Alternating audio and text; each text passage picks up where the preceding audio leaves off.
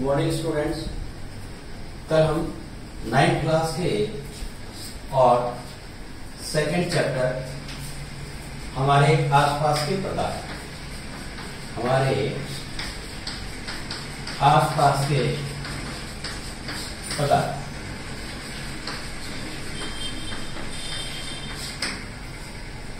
हम second chapter हमारे आसपास के पदार्थ इसके बारे में प्रथम वीडियो जो है वो देख चुके हैं।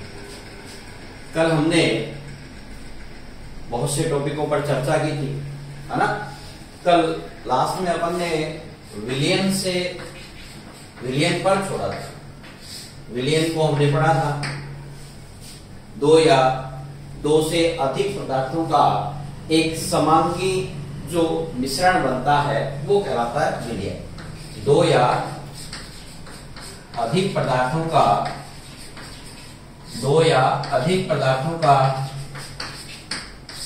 जो समांगी मिश्रण होता है, दो या अधिक पदार्थों का समांगी मिश्रण जो है वो क्या कहलाता है? विलियन कहलाता है। ये हमने कब पढ़ा था? दो से अधिक पदार्थों का एक समांगी मिश्रण जो है वो क्या कहलाता है? विलियन। जैसे हमने पढ़ा था कि पानी जो है उसके अंदर यदि नमक को घोल दिया जाए तो इनका जो घोल बनता है वो घोल जो है वो क्या कहलाता है? विलियन कहलाता है। क्या कहलाता है? वो विलियन कहलाता है। उसके बाद हमने विलियन जो है उसके भाग भी पढ़े थे। विलियन के भाग की बात करें तो विलियन में हमने कितने भाग पढ़े थे? कल 2 भाग। विलियन के हमने कितने भाग पढ़े थे? हमने भाग पढ़े थे 2। एक भाग जो है वो कहलाता है विलय और दूसरा भाग जो है वो कहलाता है विलय। विलय को हमने कहा था कि ऐसे पदार्थ जो अधिक मात्रा में हो, ऐसे पदार्थ जो क्या हो? अधिक मात्रा में हो। और विलय को हमने कहा था जो पदार्थ कम मात्रा में।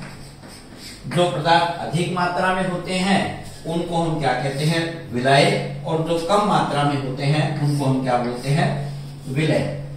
विलय जो है वो घोलने का कार्य करते हैं, घोलने का। और विलय जो होते हैं वो किसका काम करते हैं? घुलने का। विलय किसका काम करते हैं? पदार्थों को घोलने का, या विलय पदार्थ को घोलने का कार्य करता है कौन? विलय। और विलय जो होता है वो क्या करता है? विलायक जो होता है उसके अंदर घुलने का कार्य करता है। और इस तरह से इन दोनों के मिश्रण से जो घोल तैयार होता है उस घोल को अपन क्या कहते हैं? विलियन कहते हैं। आज हम इसके बाद चर्चा करेंगे विलियन की सांद्रता के बारे में, कि विलियन की सांद्रता क्या होती है। देखिए, विलियन को इसीलिए हमने थोड़ा सा दोबारा पढ़ने का प्रयास किया कि विलियन क्या था। आज हम पढ़ेंगे अब विलियन की सांद्रता। तो देखिए, विलियन की सांद्रता जो है वो किसके द्वारा निर्धारित होती है? ठीक है ना। सांद्रता जो है, कंसंट्रेंसी जो होती है सॉल्यूशन की, वो किसके द्वारा निर्धारित होती है? विलय पदार्थ के आधार पर। किसके आधार पर होती है? विलय पदार्थ की मात्रा। मतलब सांद्रता को हम किससे मापेंगे? विलय पदार्थ के आधार पर, कि विलय पदार्थ की मात्रा कितनी है किसके अंदर? विलियन में। तो इसका मतलब जो हमारे पास सांद्रता की बात करते हैं किसकी? विलियन की सांद्रता किस पर निर्भर करती है? विलय पदार्थ के ऊपर। किस पर निर्भर करती है? विलय पदार्थ के ऊपर। विलियन के किसी निश्चित मात्रा में, हम इसको किस तरह से लिखेंगे? विलियन की किसी निश्चित मात्रा में, विलियन की किसी निश्चित मात्रा में विलय पदार्थों की जो मात्रा होती है उसे हम क्या कहते हैं? विलियन की निश्चित मात्रा में विलय पदार्थ की मात्रा, विलय पदार्थ की मात्रा विलयन की एक निश्चित मात्रा में विलय पदार्थों की मात्रा जो है वो मात्रा को हम क्या कहते हैं, विलयन की सांद्रता कहते हैं, सांद्रता कहते हैं। विलयन की सांद्रता से क्या अभिप्राय है, सांद्रता किसके द्वारा निर्धारित होती है, विलय पदार्थ की मात्रा के आधार पर। किसके आधार पर होती है, विलय पदार्थ की मात्रा के आधार पर। कैसे परिभाषित करेंगे कि विलयन की एक निश्चित मात्रा होती है, तो विलयन की किसी निश्चित मात्रा में विलय पदार्थ की जो मात्रा है उस मात्रा को अपन उस विलयन की क्या कहते हैं, सांद्रता कहते हैं। अब देखिए इसको अपन सांद्रता की कौन से में ज्यादा है कौन से में अधिक है, इसको समझने के लिए अपन क्या करते हैं कि एक गिलास पानी लेते हैं, एक गिलास हमने क्या लिया है, पानी है, और उसके अंदर हमने क्या किया, एक चम्मच जो है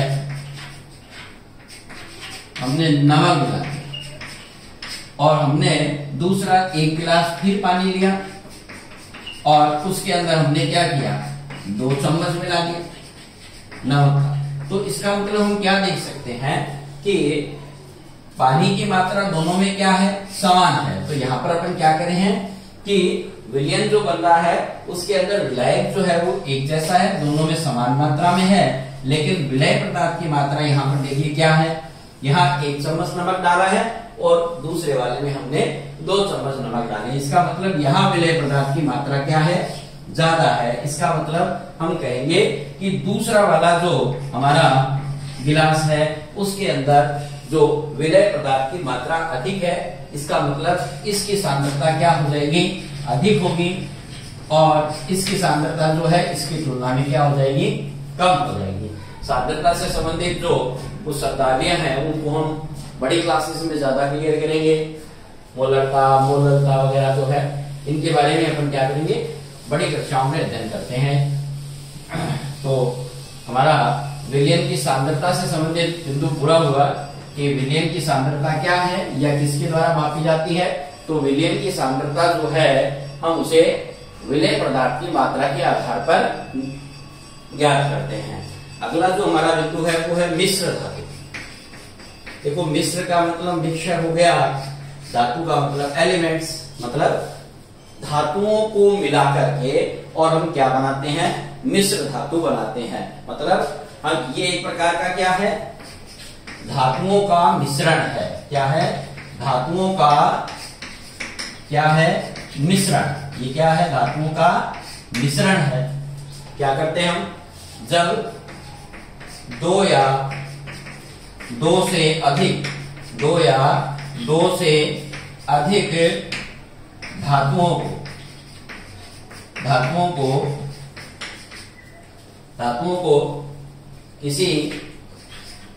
धातुओं को निश्चित अनुपात में मिलाकर, निश्चित अनुपात में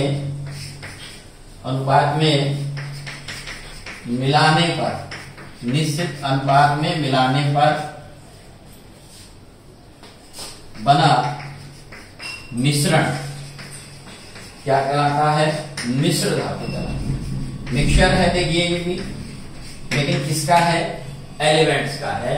तो यहां पर अपन क्या कहेंगे कि मिश्र धातु जो है 2 या 2 से अधिक धातुओं का एक मिश्रण है। 2 या 2 से अधिक अलग अलग धातुएं जो होती हैं उनको मिलाकर के जो मिश्रण तैयार किया जाता है उसे अपन क्या कहते हैं, मिश्र धातु कहते हैं। उदाहरण के तौर पर हम क्या लेंगे, आप पीतल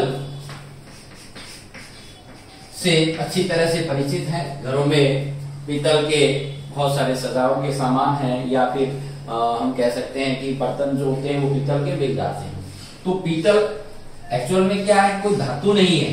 तो पीतल क्या है, पीतल एक मिश्र धातु है। क्या है, पीतल क्या है, एक मिश्र धातु है। पीतल 2 या 2 से अधिक धातुओं को मिलाकर के बनाई जाती है। इसको बनाने के लिए अपन किन का उपयोग करते हैं, तो इसके लिए अपन एक धातु है उसका नाम है जस्ता, जिसको जिक्त कहा जाता है, Zn से हम उसको लिखते हैं। और दूसरा जो होता है वो कहलाता है तांबा, या जिसको अपन क्या बोलते हैं, कॉपर, ठीक है ना, Cu से लिखते हैं अपन इसको। तो इन दो धातुओं को एक निश्चित अनुपात में मिलाया जाता है। यहां हम जस्ता जो है वो 30%, ठीक है, और बचा हुआ 70% जो है वो किसको लेते हैं, कॉपर, ठीक है ना। पीतल क्या है, एक मिश्र धातु है जो जस्ता और तांबा जो दो धातुएं हैं उनको हम 30 और 70% के अनुपात में लेकर के बनाते हैं, तो हमें पीतल धातु जो होती है वो प्राप्त होती है। यहां हम मिश्र धातु के गुण की बात करें, दो धातुओं को एक निश्चित अनुपात में मिलाने पर बना हुआ मिश्रण जो है वो मिश्र धातु कहलाता है, ठीक है। जैसे एग्जाम्पल के तौर पर हमने लिया पीतल, जहां पर जस्ता 30% और तांबा जो होता है उसको 70% मिला करके बनाया गया है। मिश्र धातु की विशेषताएं क्या हैं, तो देखिए मिश्र धातु जो है ये भी एक क्या है, समांगी मिश्रण है। क्या है, मिश्र धातु क्या है, एक समांगी मिश्रण है। मतलब जिन धातुओं को हम आपस में मिलाते हैं वो समांगिक गुण धर्म के आधार पर, मतलब पूर्ण रूप से आपस में क्या होती है, मिल जाती है। दूसरा, यहाँ एक विशेषता और ध्यान रखनी है कि यदि हम बात करें तो मिश्र धातु के अंदर, जैसे पीतल में अपन ने जस्ता और तांबा जो मिलाया है, तो इन दोनों धातुओं के गुण धर्म जो होते हैं ये पीतल के अंदर पाए जाते हैं। मतलब जो अव्यय है, अव्यय या घटक धातु जो है, घटक धातुओं के गुण जो है वो मिश्र धातु में पाए जाते हैं, मिश्र धातु में पाए जाते हैं या उपस्थित होते हैं। पहला हमने कहा कि ये धातुओं का एक समांगी मिश्रण है। दूसरा, इसके अंदर जो अव्यय या घटक धातुएं हैं, ये घटक धातुओं के गुण जो होते हैं वो दोनों के या दो से अधिक धातु हैं तो उन सभी के क्या है, गुण धर्म मिश्र धातु के अंदर पाए जाते हैं। इसके अलावा यहाँ पर हम कह सकते हैं कि एक भौतिक क्रिया की बात करें, फिजिकली मेथड्स जो होते हैं, भौतिक क्रियाएं जो होती हैं, यदि हम उन भौतिक क्रियाओं के द्वारा अव्यय पदार्थों को अलग करना चाहें तो उन्हें अलग नहीं किया जा सकता है, लेकिन इन दोनों के या दो से अधिक धातुओं के गुण धर्म जो है वो इसमें होंगे, ठीक है ना। भौतिक क्रियाओं के द्वारा अव्यय या घटक धातुओं को, भौतिक क्रिया के द्वारा अव्यय या घटक धातुओं को अलग अलग नहीं किया जा सकता है, अलग अलग नहीं किया जा सकता है।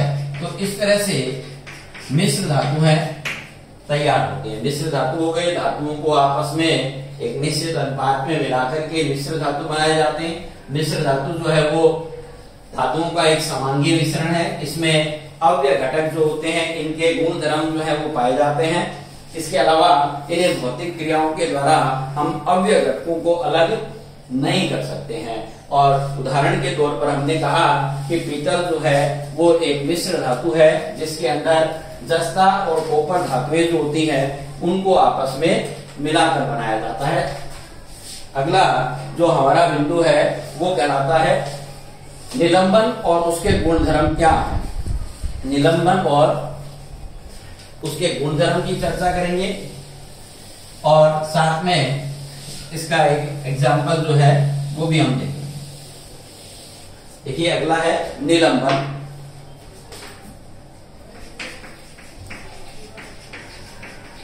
निलंबन देखिए निलंबन जो है वो एक्चुअल में हमने जो दो स्टेजेस पढ़ी हैं, एक जिसको अपन बोलते हैं विलयन और एक जिस अवस्था को कहा जाता है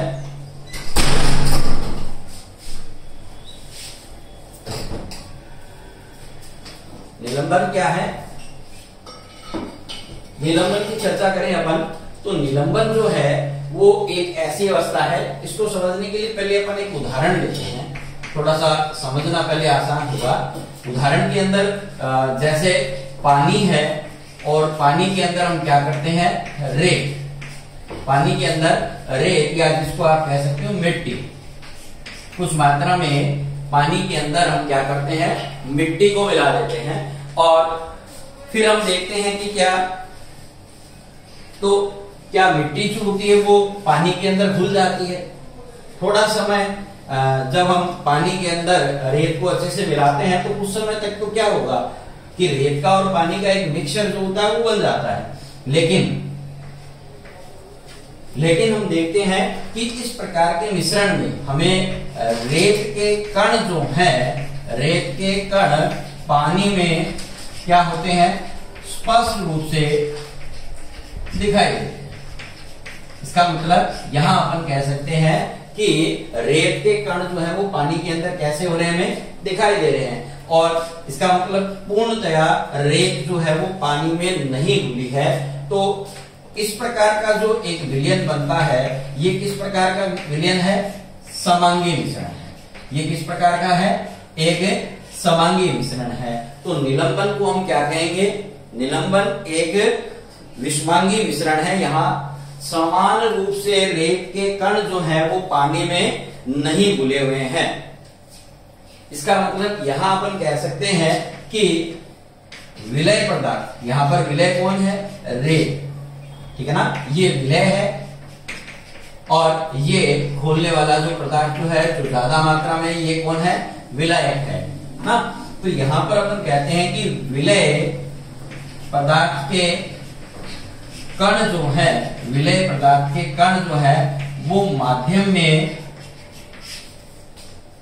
निलंबित रहते हैं, निलंबित अवस्था में रहते हैं, सस्पेंडेड, निलंबित अवस्था में रहते हैं। मतलब ये पूर्णतया घूमते नहीं है और उसी माध्यम के अंदर ये कण जो है वो निलंबित रहते हैं या सस्पेंडेड अवस्था के अंदर जो है वो पाए जाते हैं। तो इसका मतलब निलंबन क्या है कि रेत और पानी से बना हुआ एक जो मिश्रण है उसको हमने निलंबन की अवस्था बताया है, जहां रेत के कण पूर्णतया पानी के अंदर घुलते नहीं, मतलब स्पष्ट दिखाई देते हैं। इसका मतलब ये किस प्रकार का मिश्रण है, विषमांगी मिश्रण है। तो निलंबन एक किस प्रकार का मिश्रण है, विषमांगी मिश्रण है। और यहाँ पर विलय पदार्थ के कण जो है वो माध्यम के अंदर निलंबित अवस्था में रहते हैं और यहाँ अपन इनको आंखों से क्या कर सकते हैं, देख सकते हैं, ठीक है ना।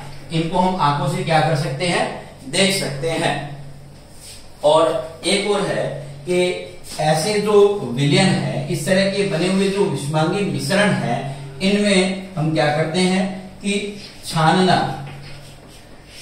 एक सामान्य सी होती क्रिया है। तो छानना जो विधि है या छानने की जो विधि है, इस विधि के द्वारा हम क्या कर सकते हैं, जो विलय और विलायक है, मतलब रेत और जो पानी है, विलय जो है वो रेत है और विलायक जो है वो यहाँ पे क्या है, पानी है। इन दोनों को हम क्या कर सकते हैं, अलग अलग कर सकते हैं, ठीक है भाई। यहाँ पर हम क्या कर रहे हैं, निलंबन क्या है, एक विषमांगी मिश्रण है। यहाँ विलय पदार्थ माध्यम के अंदर हम कह सकते हैं निलंबित अवस्था में रहते हैं। छानना विधि के द्वारा या छानने की विधि के द्वारा हम विलय और विलायक जो है उनको अलग अलग कर सकते हैं, मतलब रेत को पानी से अलग किया जा सकता है। और माध्यम के जो विलयन है उसके अंदर हम कहते हैं कि विलय अर्थात मिट्टी के कण जो होते हैं उनको हम आंखों की सहायता से देख सकते हैं। तो ये हमारा जो बिंदु है आपका निलंबन का। निलंबन के अंदर आपको याद रखना है, एग्जाम्पल के तौर पर आप पानी और रेत का मिश्रण याद रखें, विषमांगी मिश्रण है। माध्यम में विलय के कणों को आंखों से देख सकते हैं। विलय पदार्थ के कण जो है वो माध्यम में निलंबित अवस्था में रहते हैं और छानने की विधि के द्वारा हम इसको अलग कर सकते हैं। मतलब ये भी एक प्रकार का कैसा है, एक स्थायी अस्थायी जो है मिश्रण बनता है। ये भी एक ऐसा है अस्थायी मिश्रण बनता है। आगे हम बात करते हैं कोलाइड विलयन। कोलाइड विलयन की बात करें तो देखिए एक्चुअल में कोलाइड जो है वो किस प्रकार की अवस्था है। कोलाइड एक कोलाइड अवस्था। कोलाइड जो है ये एक इस प्रकार की अवस्था है जिसमें माध्यम के जो कण होते हैं, इसके अंदर विलयन जो बनता है, जिसमें विलय और विलायक जो होते हैं, यहां पर विलय पदार्थ जो है उनके कणों के आकार की बात करें तो ये किस तरह के होंगे। इनका आकार जो होता है वो विलयन के इसकी तुलना में, निलंबन की तुलना में तो थोड़ा छोटा होगा। ठीक है, यहां पर अपन बात करेंगे कोलाइड की, तो कोलाइड विलयन जो है वो निलंबन की और विलयन की क्या है, एक मध्य की अवस्था बन जाएगी। तो इनके कणों के आकार की बात करेंगे यहां पर, मतलब एक तो हमारे पास क्या है, विलयन है, और दूसरी स्टेज जो है वो हमारे पास क्या है, निलंबन। ये दो अवस्थाएं हमने पढ़ ली। इसके अंदर विलय पदार्थ जो होता है वो विलायक में पूर्ण रूप से घुल जाता है, जिनको अपन स्पष्ट नहीं देख पाते हैं। ठीक है, और इसको छानने की विधि के द्वारा जो होता है वो अलग नहीं कर पाते हैं। यहाँ निलंबन में अपने देखा ये समांगीय मिश्रण था, तो ये हमने पढ़ा कि किस तरह का मिश्रण था, विषमांगीय प्रकार का होता है। ठीक है ना।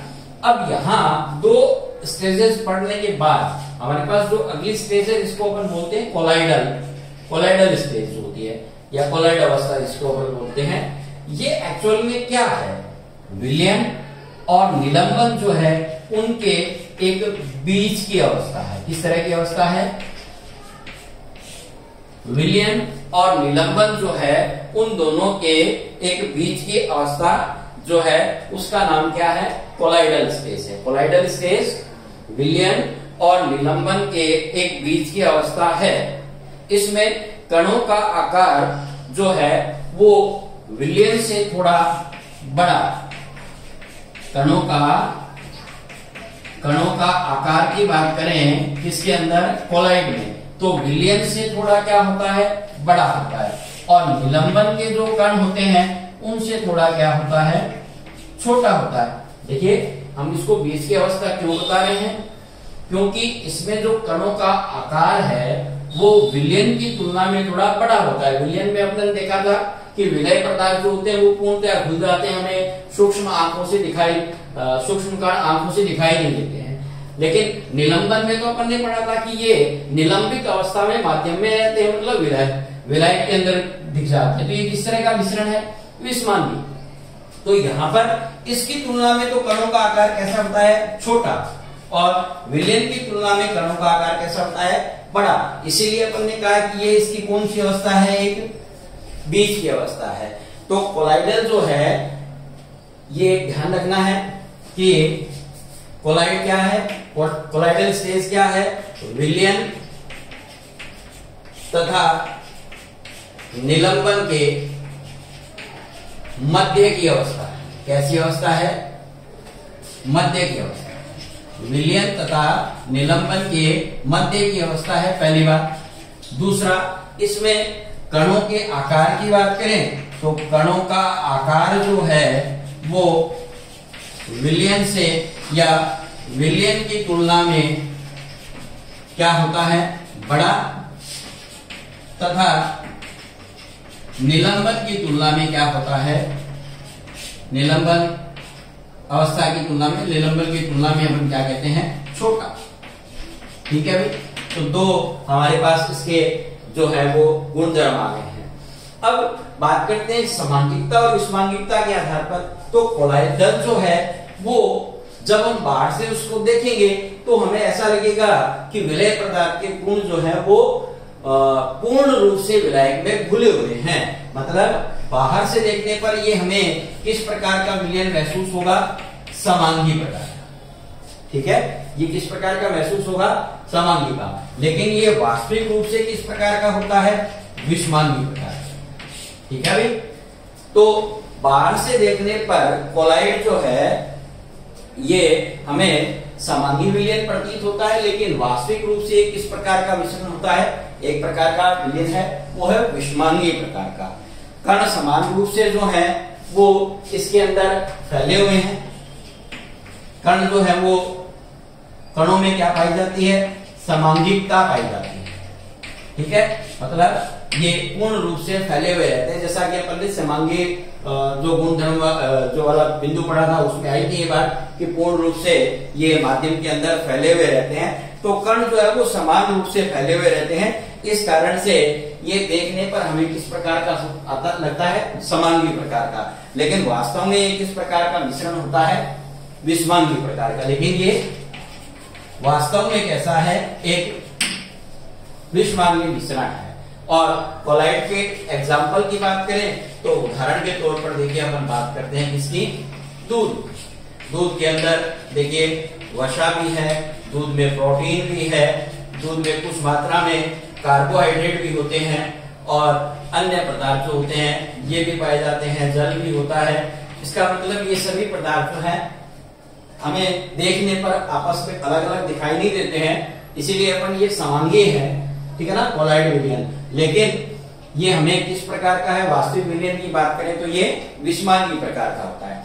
और यहां पर अपन ने पीछे भी एक गुणधर्म पढ़ा था, यदि अपन ने समांगी और विषमांगी प्रकार के विलयन में प्रकाश की किरण को गुजारा था तब क्या हुआ, तो यहाँ पर भी अपन उसकी चर्चा कर सकते हैं कि प्रकाश की जो किरण है, प्रकाश किरण जो है उसको अपन कौन से विलयन से गुजारे, कोलाइड विलयन से। किससे गुजारते हैं, कोलाइड विलयन से। तो क्या होता है, तो यहाँ आपको पता है कि ये हालांकि कण जो है वो समांगिक रूप से घुले हुए हैं, कणों में समांगिकता है, लेकिन मूल रूप से ये किस प्रकार का है, विषमांगी प्रकार का मिश्रण है। तो प्रकाश की किरण को जब कोलाइड विलयन में से गुजारा जाता है तो क्या होता है कि जो यहाँ इसके कण हैं ये क्या करते हैं, ये कण जो है वो प्रकाश को क्या कर देते हैं, या प्रकाश किरण को क्या कर देते हैं, फैलाते हैं। इसका मतलब हम कहेंगे कि इसके अंदर प्रकाश का क्या दिखाई देगा, मार्ग दिखाई देगा। प्रकाश का क्या दिखाई देगा, मार्ग जो है वो दिखाई देगा। देखिए कोलाइड में क्या होगा, कोलाइड विलयन में से जब हम क्या करते हैं, प्रकाश की किरण को गुजारते हैं, तो यहाँ पर जो इसके कण है विलयन के, कोलाइड के, वो क्या करते हैं, प्रकाश की किरण को क्या कर देते हैं, फैला देते हैं। और इसका मतलब क्या हुआ कि इसमें से गुजरने वाले प्रकाश का क्या दिखाई देगा, हमें मार्ग दिखाई देगा। तो इस तरह से कोलाइड की बात कंप्लीट है अपनी। ये एक समांगी मिश्रण है देखने पर, क्योंकि कण जो है वो समान रूप से फैले हुए रहते हैं, लेकिन वास्तविक रूप से किस प्रकार का मिश्रण है, विषमांगी प्रकार का। ठीक है, अवस्था किस तरह की है, तो विलयन से कणों का आकार थोड़ा बड़ा होता है और निलंबन के अंदर जो कण है उनसे आकार इसका क्या होता है, छोटा। तो इन दोनों के बीच की अवस्था जो है वो कोलाइड है। प्रकाश की किरण जो है वो कोलाइड विलयन में से गुजारते हैं तो क्या होता है, प्रकाश के मार्ग को दिखाती हैं। उदाहरण के तौर पर हम किसकी बात करेंगे, दूध जो है वो किस प्रकार का मिश्रण है, या दूध जो है वो किसका उदाहरण है, कोलाइड विलयन का। ठीक है,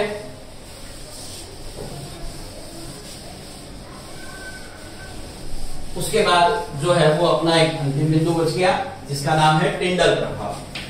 देखिए टिंडल प्रभाव, ये टिंडल नाम से जो वैज्ञानिक है उन्होंने दिया था, इसीलिए इसको अपन टिंडल इफेक्ट के नाम से जानते हैं। और ये प्रभाव जो है वो कौन दर्शाते हैं, कोलाइड विलयन दर्शाते हैं। कौन दर्शाते हैं, कोलाइडल प्रकार की जो विलयन है उनके द्वारा दर्शाया जाता है। ठीक है ना।